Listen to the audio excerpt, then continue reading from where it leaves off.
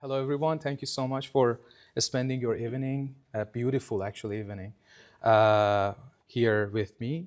So today, actually, the topic of my presentation is intercultural music in Iran and its diaspora, a path to inclusiveness or an opportunity for modernization. And let me just briefly explain what I'm going to talk about before I start. But before that, I just want to again thank you for having me.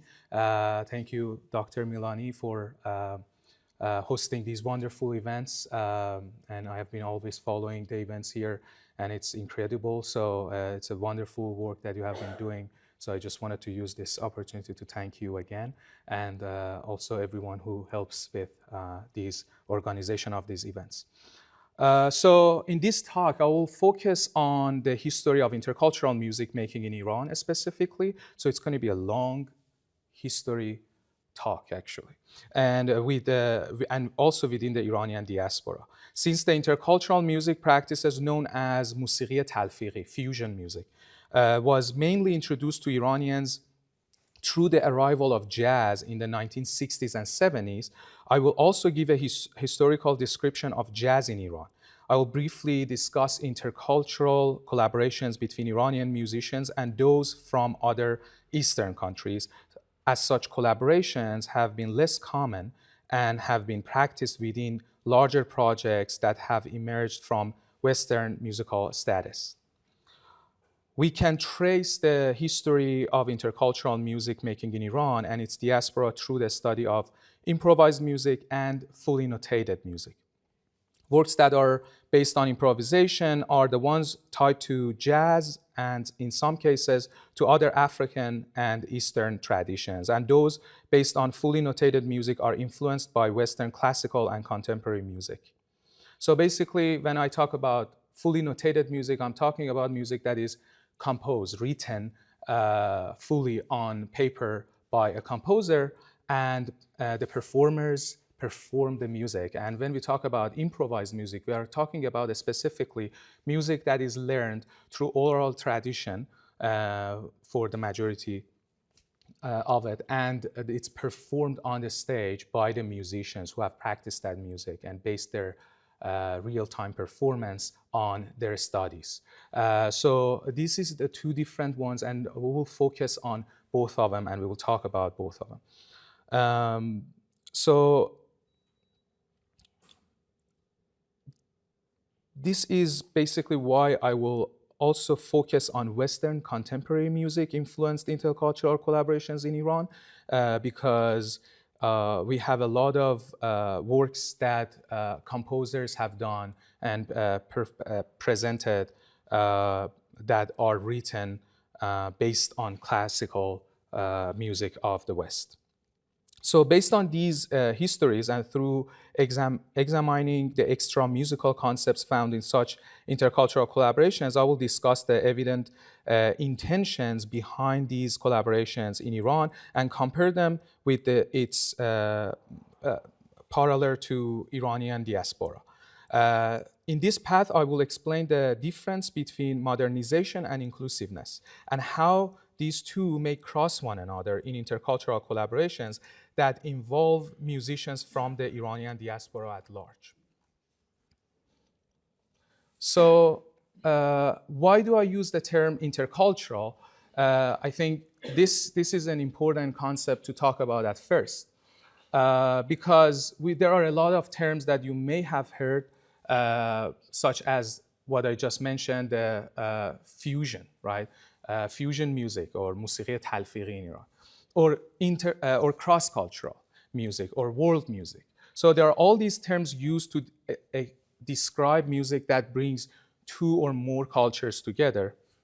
However, I find this term intercultural a better term to explain it because it includes the term inter, which means between or among, and culture, which by itself is a very complex topic and subject, but it always refers to something that is traditional and also something that is tied to history and something that is tied to basically, for example, in this case, music that is practiced by a specific group of people and in a specific communities. Excuse me. So if we think that way, then almost any music we listen to is intercultural music. So I have an example here for you that I want to play.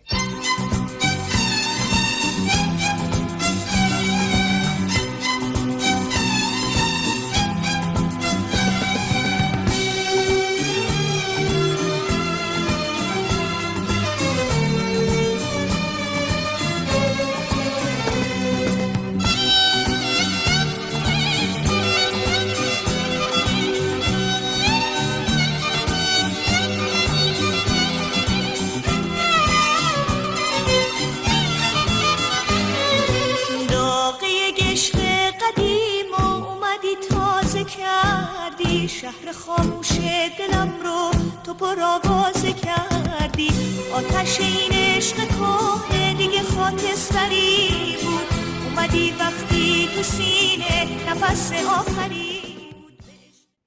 Okay, so sorry that I had to interrupt the music. It's a beautiful song that I always listen to and always get amazed, and sometimes I have even goosebumps when I listen to this beautiful melody. However, this is a pop music, right? It's an example of a Persian popular music, right, by Gugush. And if I play it for a non-Farsi speaker, which maybe we have a few at least in the audience with us tonight, it doesn't sound like popular music that they know of, just because of those melodies that we hear. Of course, the language is different, it's in Farsi, but also when the violin plays,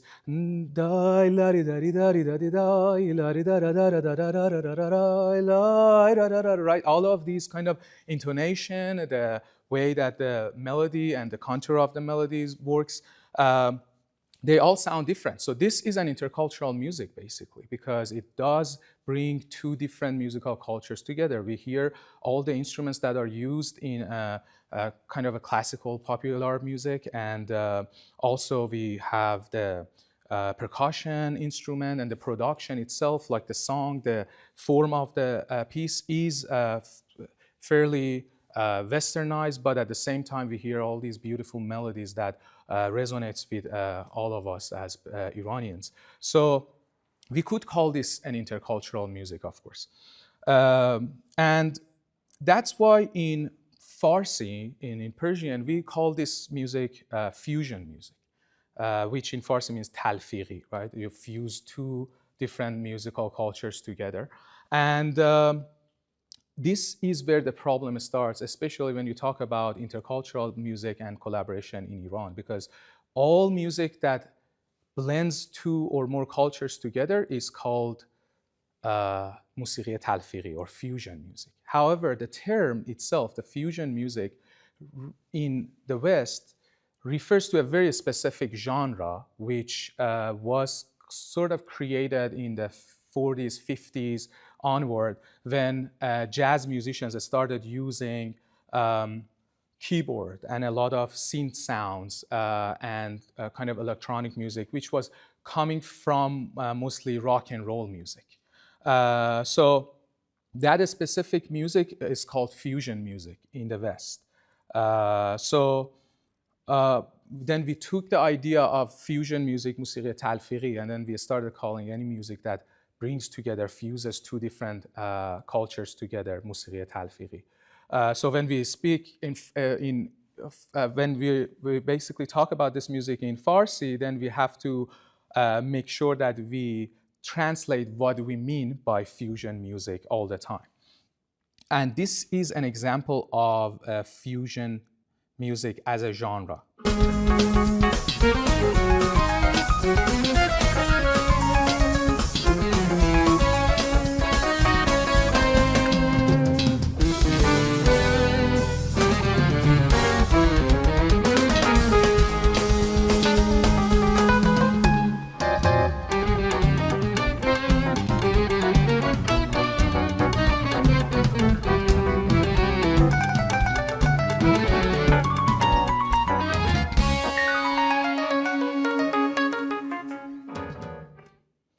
So this sounds very different than the Gugush song we just heard, right? Um, Therefore, I specifically use the term intercultural music, and I'm referring throughout this talk, actually. I'm referring to intercultural music as a way to introduce new possibilities through utilizing two or more musical cultures. So, Gugush song that I just played earlier, it has a sort of a fusion. It has a sort of an intercultural aspect to it. But the intention of that song was not to introduce a new idea necessarily. It was using the Western popular music space to create a form of music that can connect to Iranians.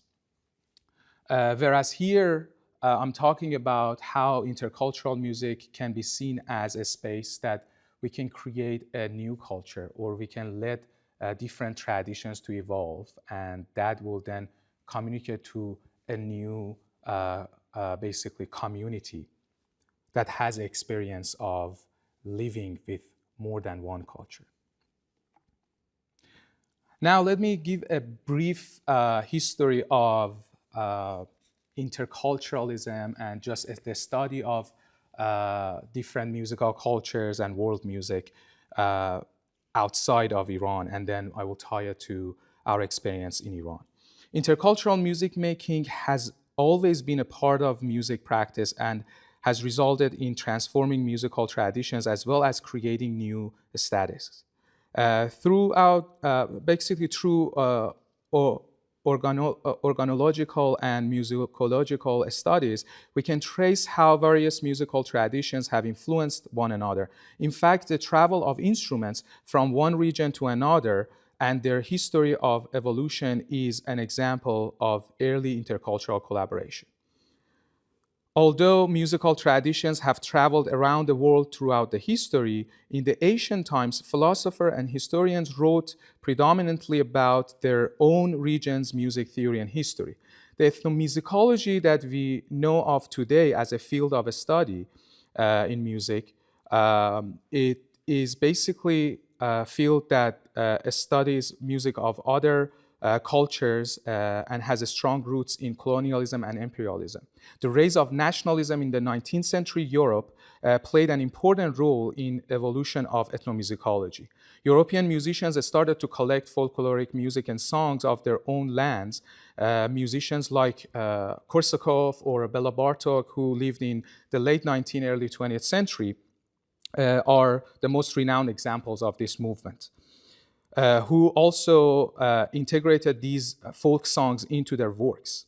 On the other hand, starting in the 17th century, we can find writings by European theorists and musicologists on music of other cultures. And in the late 18th century, comparative musicology as a subfield of musicology began to be seen as a field for study and comparing music of various regions of the world. In the 1950s, the term ethnomusicology was coined by Job Kunst, and other comparative musicologists picked up Kunst's suggestion. Since then, ethnomusicology has been considered by many to be a separate field, and musicology kept its focus on stories of Western music.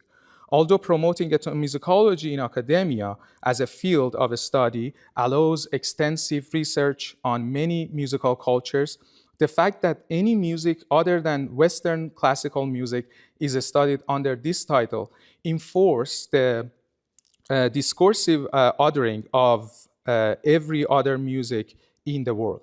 In the late 1960s, the term world music was introduced by academians as a more populistic term for ethnomusicology, one which could receive more attention from the society at large and help with the expansion of the field. On the other hand, the use of this term created more tension in academia, especially because world music referred to music of non-Western culture, whereas Western music was referred to simply as music. So that was a basically huge problem that started as soon as ethnomusicology was introduced, and then the term world music was used, because basically what we see even today in the academia in the US and in Europe is that every music other than the Western classical music is boxed into the idea of ethnomusicology. So you either study the music or you are an ethnomusicologist. However, there has been some changes, and a lot of people have realized that issue and they're trying to fix it, but still that is a problem within the academia. The study of world music, especially in the late 20th century, encouraged music practitioners to get involved in more intercultural collaborations. These studies, combined with more availability of recordings, made exposure to other musical cultures more accessible for musicians around the globe. The rise of technology and the expansion of its accessibility created new possibilities for intercultural collaborations. In academia, however, the gap between world music studies and Western music became more tangible. Yet I see a growing desire to utilize elements of other cultures in the music-making process of composers and improvisers.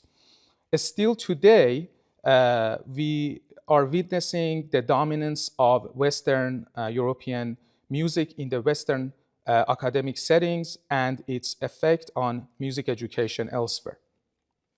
So if you look at this curriculum, this is a curriculum from Tehran Music Conservatory, where I studied for my middle school and high school. This is the last 3 years, and well, there are long lists of what classes you have to take to get your degree in basically your high school diploma in music. And only 11 of these lessons, there are almost 17 in each, 16 to 17 courses in each year that you take. And out of all of these courses, only 11 of them are about the music of Iran. And all the other courses, there are some, of course, there are some GE courses, but all the other courses are based on Western classical music. And even if you look at this, it's very interesting to see how the ear training, or how you train your ears, or theory classes are all based on, again, Western classical music. Meanwhile, at the same time, we could see that in the world, around the world, jazz has become a space for many musicians to freely express intercultural collaborations without giving difference to specific classical traditions. And that's kind of why I will focus on jazz more as we go on. Now let's talk about intercultural music in Iran specifically, and how it started, and what are the basically documentations we have from that.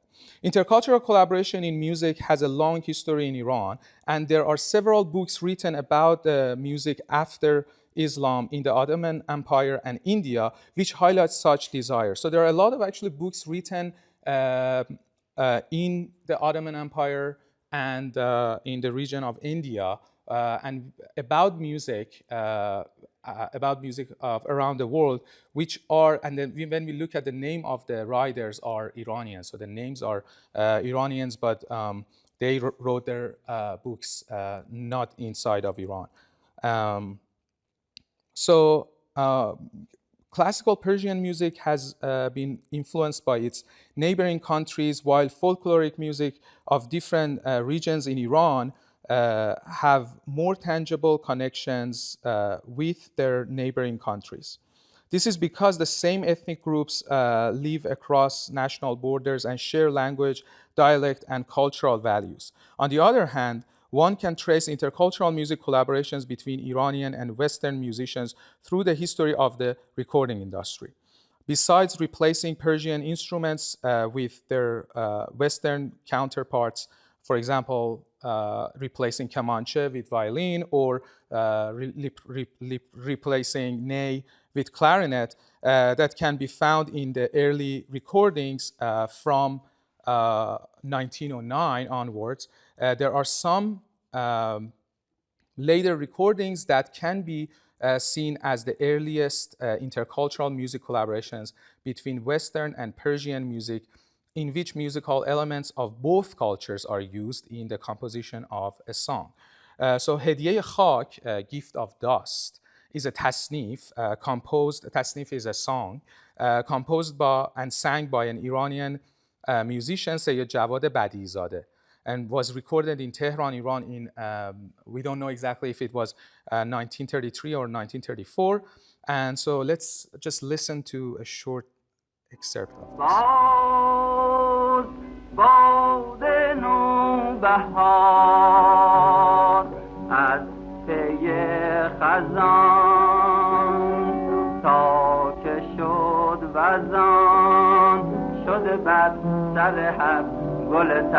به نوا مرغ نغمه خوان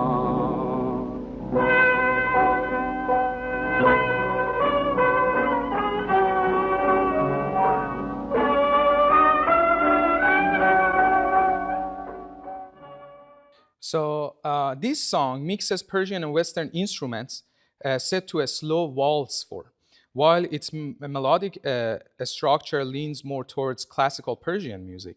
However, until the mid-1950s, most of these intercultural projects were heavily influenced by Western music and European popular music, to be more specific. These works sound similar to European pop songs, but with lyrics in Persian and in some cases with melodies that include a little Persian music flavor. So the broadcast of the Golha, which means flowers, radio program on Iranian radio in 1956 marks a significant moment in Persian music history and also affect the intercultural music collaboration. Although the main aim of the program was to promote Persian music and poetry, use of Western instruments in music production was already part of Iran's culture. And Golha established its own orchestra, which combined Western and Persian instruments. The orchestra played classical Persian music pieces that included intervals not only in Western music as well as pieces composed for a Western orchestra. The theme song of several of Golha episodes was a classical music-based melody played by Mohammad Shirkhodai on clarinet. Shirkhodai played intervals that are found in classical Persian music, and the timbre of his playing also had a Persian influence. Interestingly, in the same program, one hears the sound of ney, and such integrations made this radio program unique. In each episode of Golha programming, one could hear different ways of fusing Persian and Western music. And let's listen now to a very famous recording.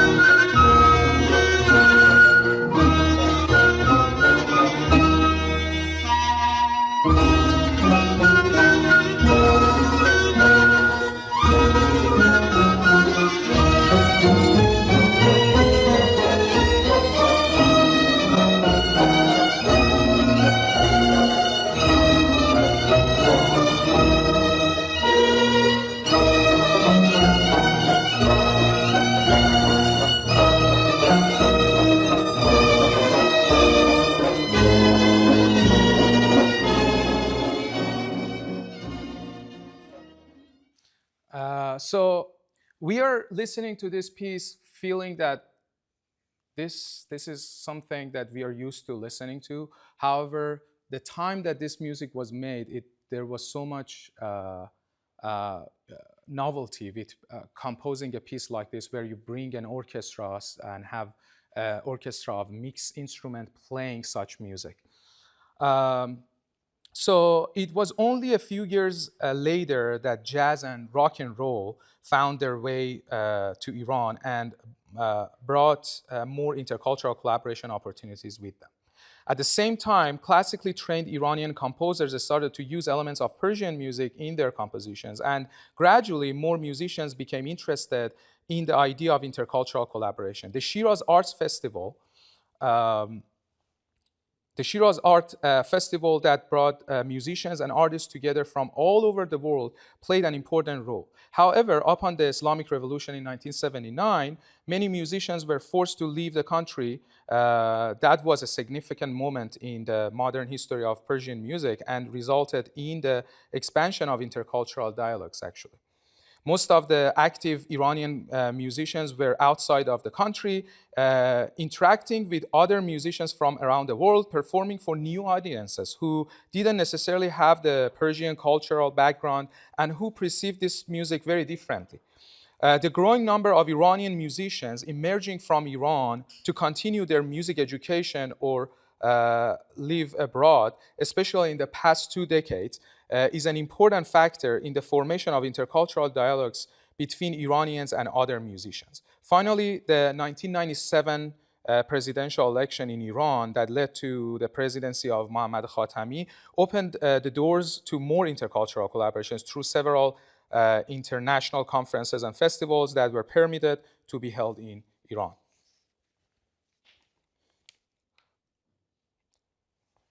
So during 60s and 70s, the Shah, Mohammad Reza Pahlavi, who was interested in modernizing Iran through westernization, enforced policies in order to transform Iran to an industrial nation in a secular way.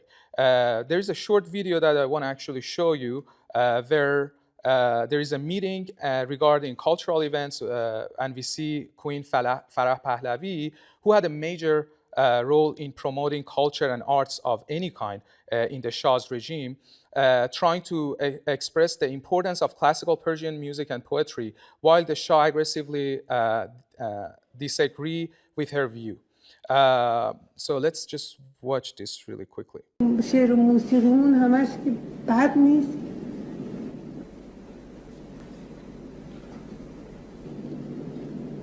پیشوا هم مربوط نیست. نه آخه البته هیچ وقت به همش نمیشه گفت، ولی میگم در موقعی که ما این همه میبالیم به این فرهنگ و گفتم به حق در همین موقع بود که مملکت ایران اشغال شد. با کدوم ساز ما رفتیم به جنگ؟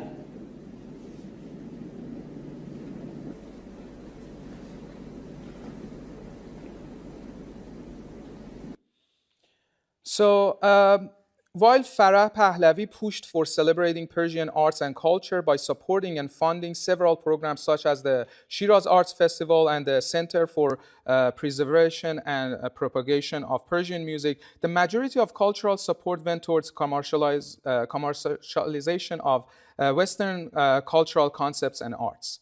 This is when Western popular music was adopted by many Iranian musicians and found its way to Iranian national radio and television and became the main musical product that was available to Iranians. Iranian pop stars in the 60s and 70s started their appearance by covering popular music produced in Britain and America, and quickly started writing their own songs and created the Persian pop scene.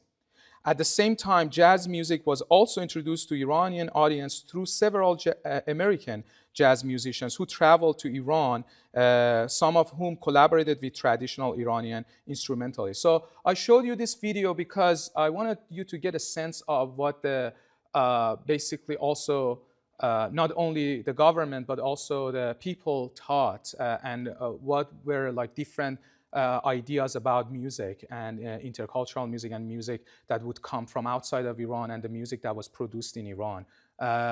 So there was this kind of conflict always between different ideas where some would see that we can grow and basically we can make our music better by bringing Western music. whereas some would see that as kind of a cultural attack, or that would perpetuate basically hegemony. So during the 1963, Duke Ellington had a tour in Asia and performed in Abadan and Isfahan, and 3 years later in his Far East suite, he included a track named Isfahan with a lyrical saxophone line throughout the piece. A few years later, in 1969, Max Roach was invited to Shiraz Arts Festival and performed with his quintet. During the festival, he did an improvisation jam session with the tombak player Hossein Tehrani. And there are some videos actually about that, which are really interesting. That's the first interaction probably of having someone who plays tombak sitting down with Max Roach, who was a great drummer, playing together at the same time. And that was kind of pushing the boundaries at the time. Perhaps Lloyd Miller was the most active jazz musician in Iran before the revolution. In the early 1970s, he hosted a weekly evening Iranian television program and recorded an album titled Oriental Jazz, featuring American jazz musicians side by side with traditional Persian instrumentalists. Kurush Ali Khan was a name that Miller used for himself while he hosted his television show. In one of the programs, he introduced his music as Iranian music and instruments together with jazz. In other words, put together but not mix. That's what exactly he referred to his music as. So Miller had a lot of respect for his first santur teacher, Dariush Safat, who was also the director of the Center for Preservation and Propagation of Persian Music. It is not surprising to think of his statement more as a way to satisfy his mentor, who was against using Persian music and instruments in any forms other than its traditional way. Even though Iran was never colonized by any Western country, Mohammad Reza Pahlavi's regime quickly became Western European countries and the US fresh market, both industrial and cultural, as well as an oil provider site and a great ally to monitor all the changes in the region, which until today has been the main struggle of foreign policy, a struggle for Western governments. It was through the oil industry that jazz musicians traveled to Iran and performed in clubs, especially in the Khuzestan province, which is the land of oil in Iran, where foreign oil industry workers resided. And soon after, local musicians started to create jazz bands, as Ladan Nushin wrote, quote, Armenian musicians such as the brothers Havik and Rafik Davudian and pianist Aram Stepanian were particularly active in the small jazz scene, which consisted largely of performances in chic hotel lobbies or nightclubs rather than formal concerts, end of quote.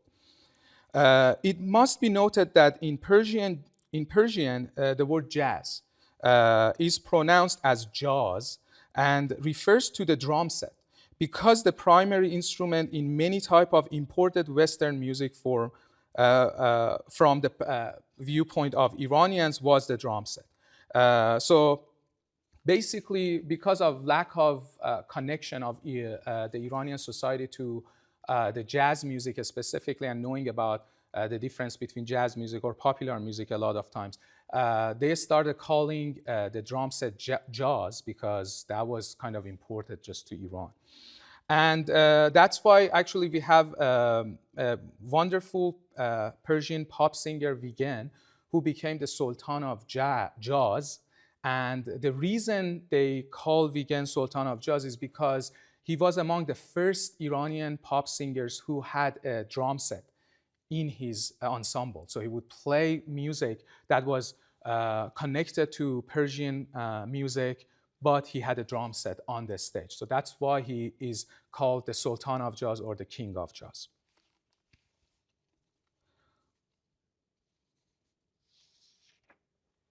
So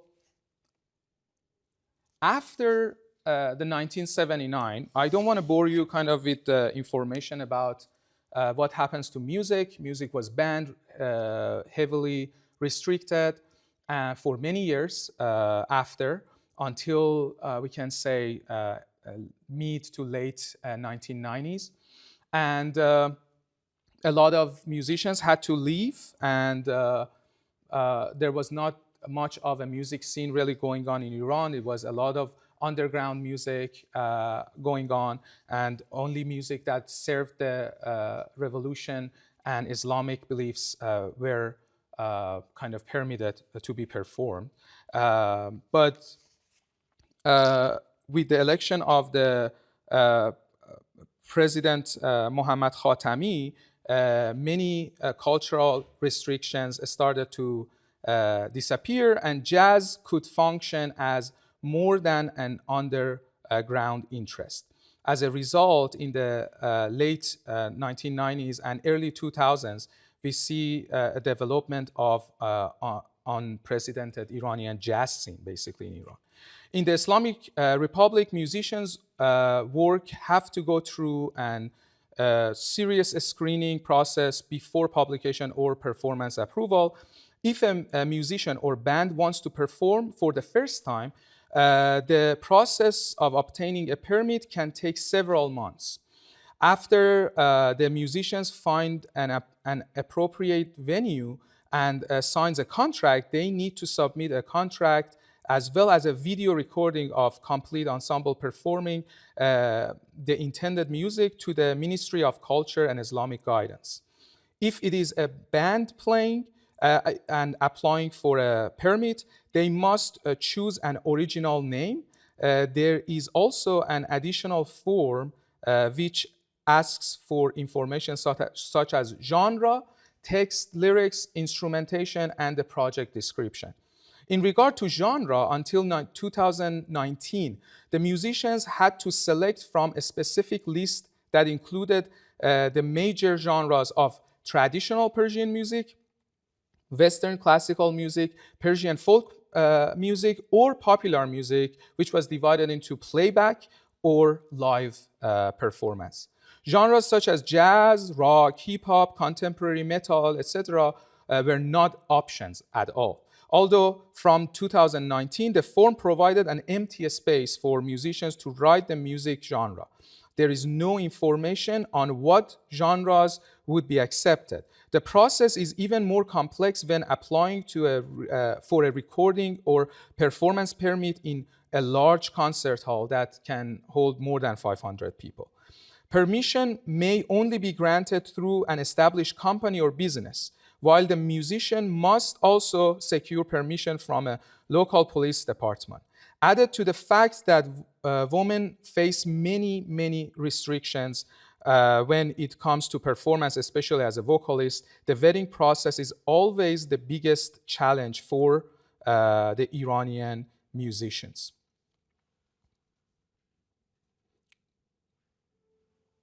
So I was only, kind of 7 years old when popular music was suddenly permitted in Iran. And there were so many recordings coming out, like cassettes that you could buy. And there were like these Iranian musicians who would play popular music. And among those, there were like cassettes of Miles Davis or Kenny G, which we are hearing right now, that was permitted suddenly. And they were basically published in Iran, and you could hear to Kenny G almost everywhere. I don't know how many of you can relate to this song, but this specific one was played in all of the elevators of fancy apartments, or if you would go to a cafe, you would hear that. And as a kid, because I was fascinated with music in general, I remember this. Like, I have so many memories with this song. And it was amazing for me to feel that, oh, the music is played is something different than a very selected pieces that you would always hear. So jazz was kind of seen as, even the government, Iranian government, taught instrumental jazz that did not have any lyrics, right? And from Miles Davis to Kenny G, who was always criticized in the U.S. himself, were permitted, and there were like these spaces for the Iranian government to allow some type of Western music to be published in Iran. And that was really interesting. And they would see actually jazz in general as a weapon for fighting against white supremacy and finally fighting against the US government, because that was what they knew about jazz, that the African American musicians were fighting against the white supremacy. So this was their best bet, basically, to bring some sort of Western music which was popular to Iran. So jazz, basically among Iranian musicians specifically, is known as this placeless universal music, and was not associated also for the government with the Pahlavi's regime. So basically it found a very special space, not only in the society, but also for the musicians in Iran, because that was the best way to go, right?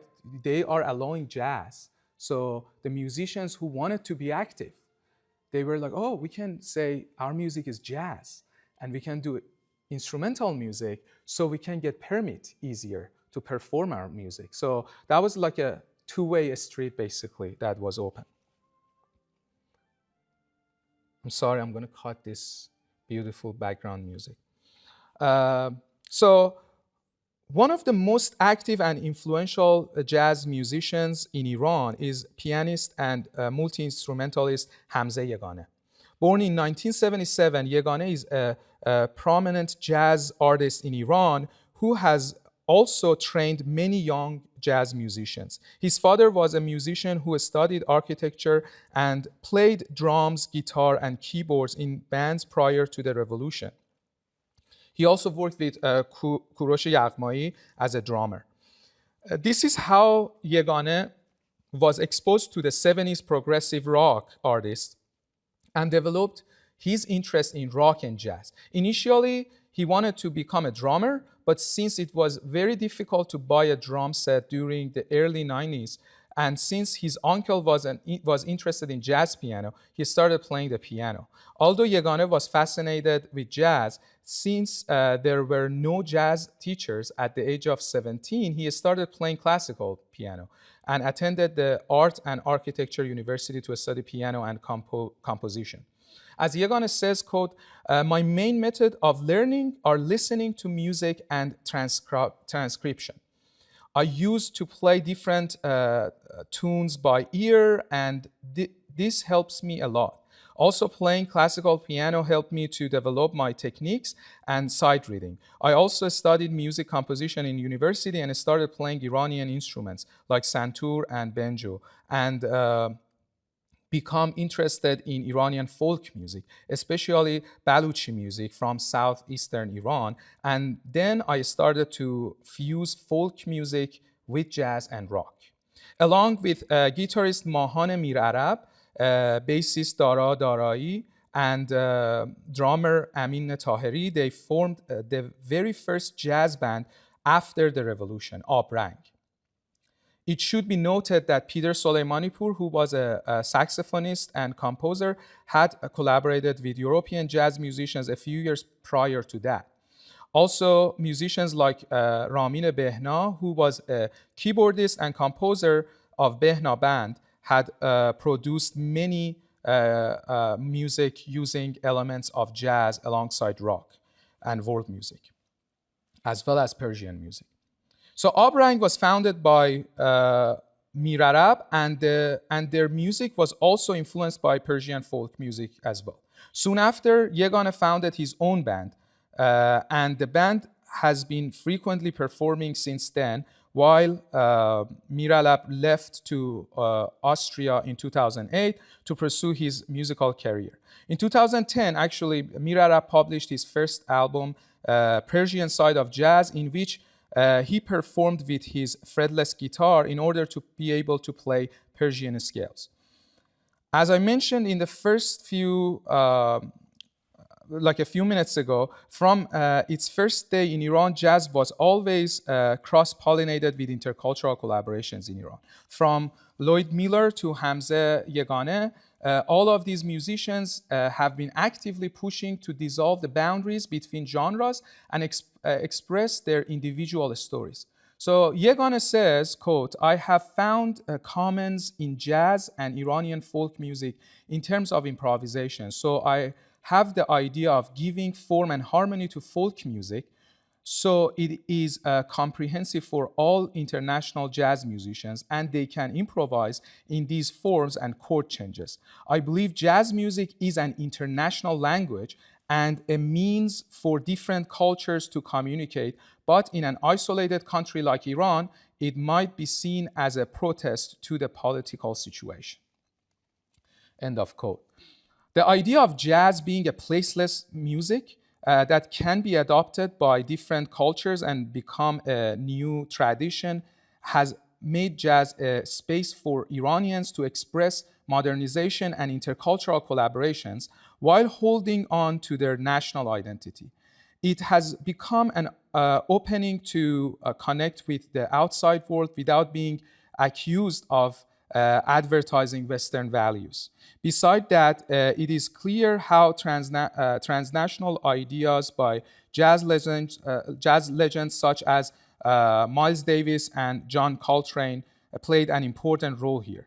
This is why it is not surprising how Iranian jazz has been influenced by jazz fusion of 70s and musicians such as Miles Davis and Keith Jarrett and Chick Corea.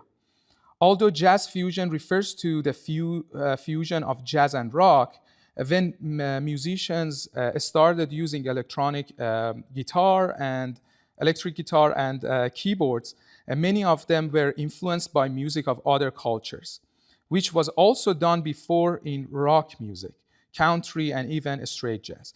And that tied the music to the more intercultural audience. Also, it seems like Iranian officials don't see much harm in jazz, as I mentioned, to their idea of keeping westernization at bay.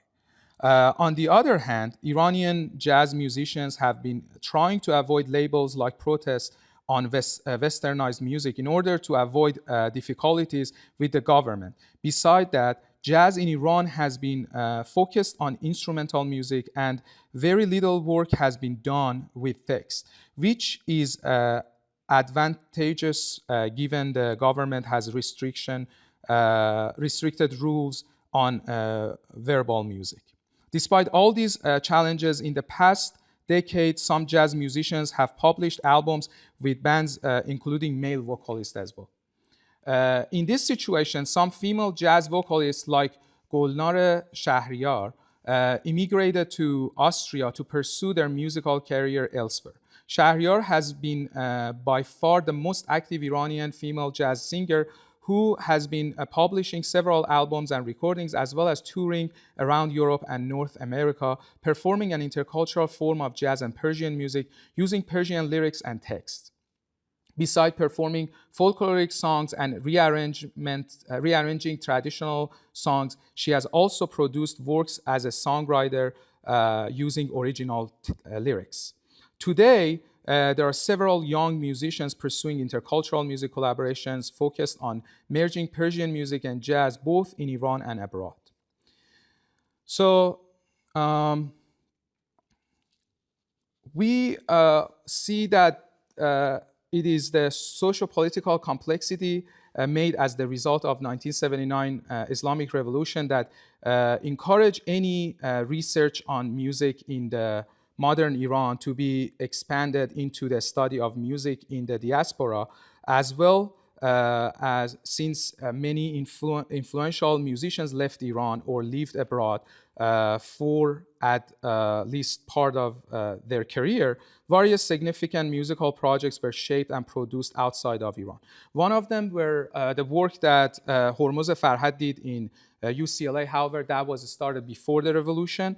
And the other one we can see is Hafez Modirzadeh, who was born in an Iranian American family and has spent many years of his career basically working on both Persian music, jazz, and even other musical genres. So Hafez Modirzadeh coined a term which is chromodal discourse, and he published that in his PhD dissertation in 1993.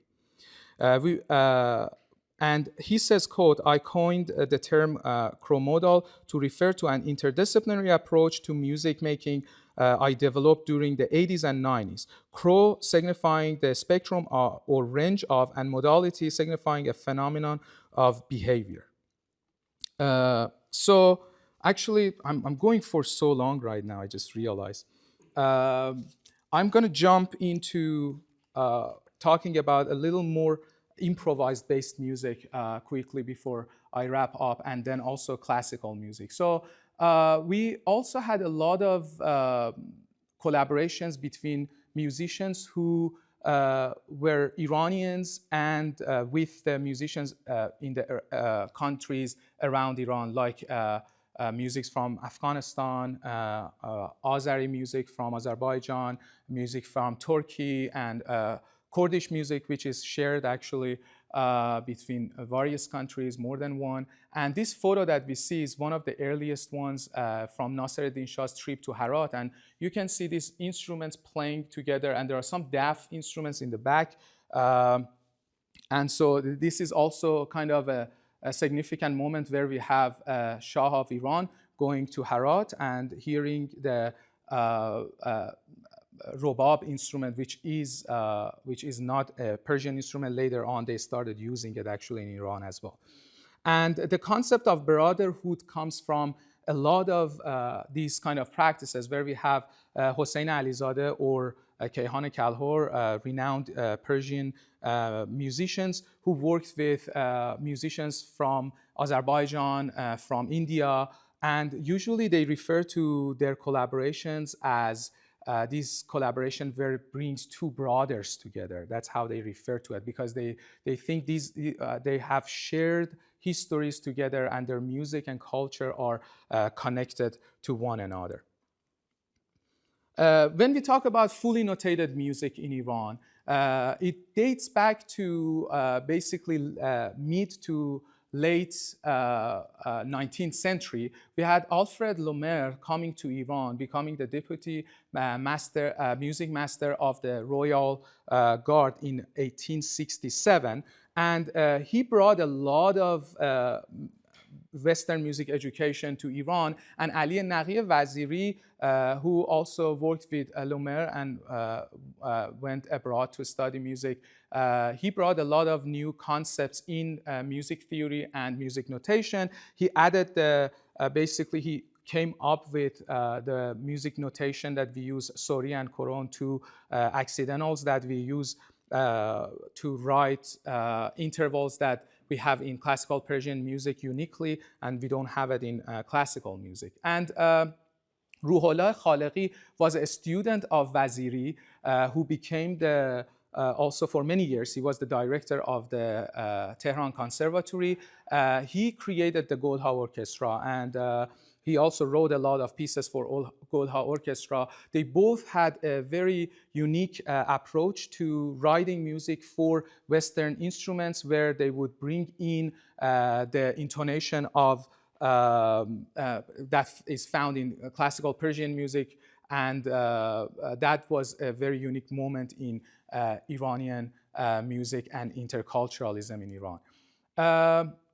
That leads us to basically using Western harmony and applying it to Iranian melodies. So we had a lot of active composers in the mid to late 19th century, where they would take Persian melodies and would write for orchestras using the Western harmony.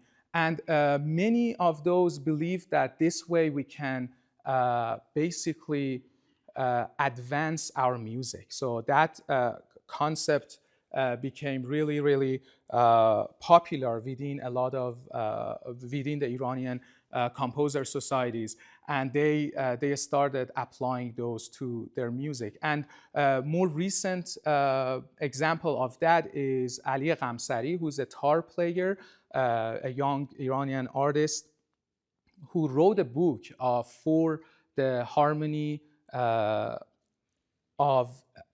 harmony for Persian music. And in that book, he tries to explain how we can harmonize the Persian music in order to, again, make the music grow and advance the music.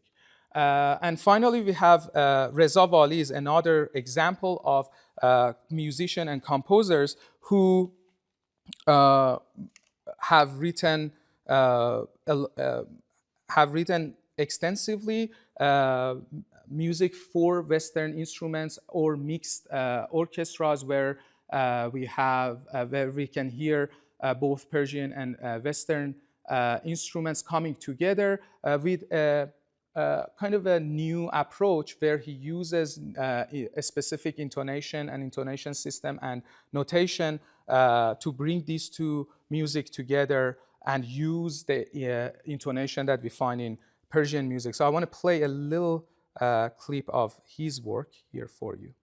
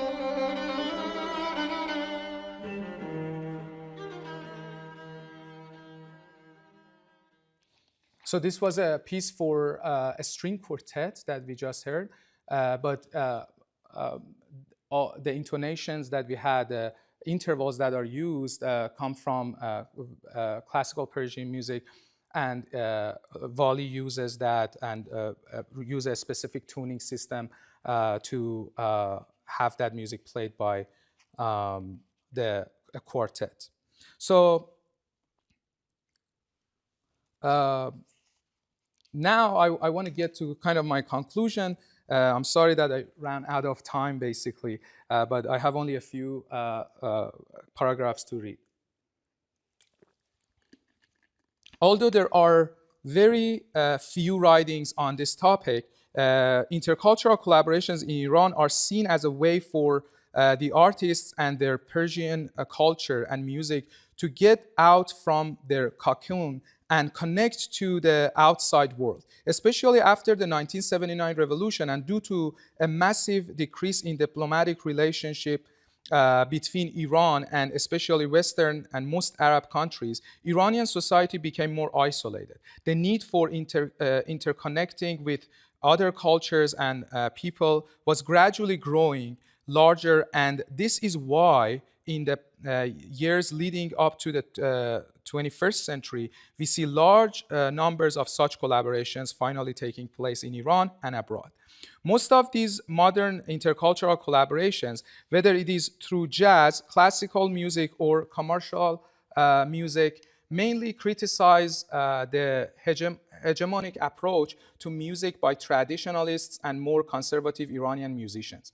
Iranian popular musician Mohsen Namju, whose music blends traditional Persian music with rock and has been appealing to the younger generation, believes that the extreme traditionalist mindset of musicians is connected to the religious conservatism and supremacy brought to the fore by the Islamic Revolution.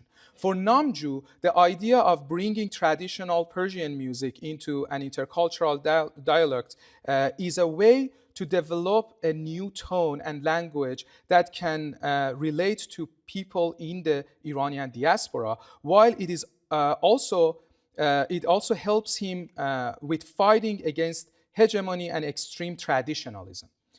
On the other hand, for a jazz musician like Hamza Yegane, who blends folkloric Persian music with jazz, jazz is an international language that can be used for connecting to other cultures. He also believes it is through jazz that he can give form and harmony to folkloric Persian music. Although collaboration is part of Yegane's aesthetics, his view on how jazz harmony or form can improve folkloric music is similar to the ideas developed in the 20th century. Which basically was a desire for developing harmony for classical Persian music starting then. And the main reason behind this was embedded in the idea of modernization of Iran through looking into the West. This is why most of these experiences ended up influenced by the Western tonal harmony.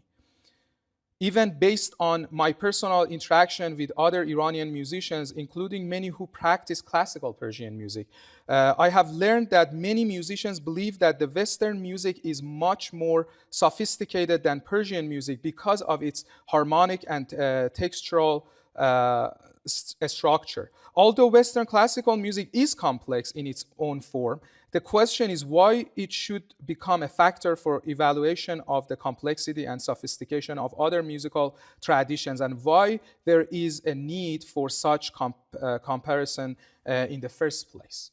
So I believe the answer to these questions can be found in history of the music industry and how it has been moving towards consumerism in order to serve capitalist policies. Although many Iranian musicians might think about intercultural collaboration as an opportunity for improving and developing their musical culture or tradition, I suggest that musicians look into intercultural collaborations as a way to promoting cultural liberation and personalizing their understandings of various cultures. Through such collaborations, existing traditions and cultures will also evolve.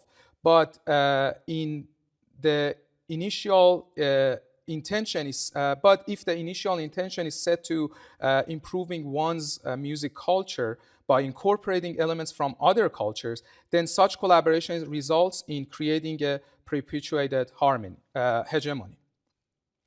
So while looking into intercultural collaborations formed in the Iranian diaspora, we can see a different take on why such collaborations are initiated in the first place. So Hafez Modirzade's work set a great example for intercultural dialogues as a resistance against cultural hegemony and creating inclusiveness through forming a collective experience. Compared to the examples coming from Iran, which in most cases look to reform themselves by replacing their traditional value with those coming from the West. Modirzade aims for cultural liberation. However, both approaches are a form of resistance against dominance and target the power relations in the music-making process and in their own societies. Not all intercultural collaborations in the Iranian diaspora are focused on personalizing culture. The structure of the music industry, which is somewhat connected to academia as well, pushes musicians to obey the system in order to be heard. This is why Iranian immigrant musicians may end up promoting exoticism through a superficial use of their cultural backgrounds in order to find a space for their music in the free world market. For the purpose of this research, and in order to keep the focus on collaborative intercultural music practices, I gave sort of an explanation of what intercultural music means in this project, which would also separate the unbalanced experience from those that strive to create a liberal space. But what I would like to conclude this talk with is to emphasize the importance of acknowledging the complexity that historical, social, and political stories bring to the conversation when discussing intercultural music practices, and how it leads to differentiating the experience Iranian musicians have had inside versus outside of Iran. The role of post-colonialism and religion in shaping intercultural collaboration is evident in all examples I have discussed in this talk. Also, I strive to emphasize the importance of studying each musical tradition through the lens of its own historical, social, and cultural context, and avoid evaluating one's music by comparing it to another. So thank you so much, and I'm happy to answer any questions you may have.